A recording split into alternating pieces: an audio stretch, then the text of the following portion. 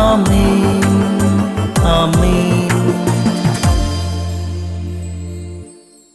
യേശുവിന്റെ ഏറ്റവും പ്രിയമുള്ള കുഞ്ഞെ, വെളിപ്പെടാനിരിക്കുന്ന മഹത്വത്തോടു നമ്മൾ കഷ്ടതയെ തുലനം ചെയ്താകിൽ എല്ലാം നിസാരമായി നാം കരുതും.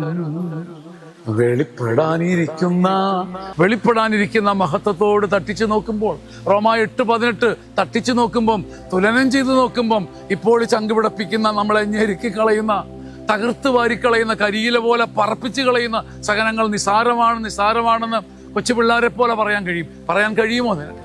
ചങ്കുപിടയ്ക്കുമ്പോൾ വാരിയലിലൂടെ പാമ്പഴഞ്ഞു കയറുന്നത് പോലെ സങ്കടങ്ങളുടെ പെരുമ്പറ മുഴങ്ങിക്കേൾക്കുമ്പം, തകർന്ന് തരിപ്പണമായി താഴേക്ക് വീണു പോകുമ്പം, വെളിപ്പെടാനിരിക്കുന്ന ഒരു മഹത്വം മുഖം മറച്ചു നിൽപ്പുണ്ട് നിന്റെ മുമ്പിൽ. മുഖം മറച്ചു നിൽക്കുന്ന ആ മഹത്വം നിന്നെ തേടി വരും. വെളിപ്പെടാനിരിക്കുന്ന മഹത്വത്തോട് തുലനം ചെയ്യ് കുഞ്ഞെ.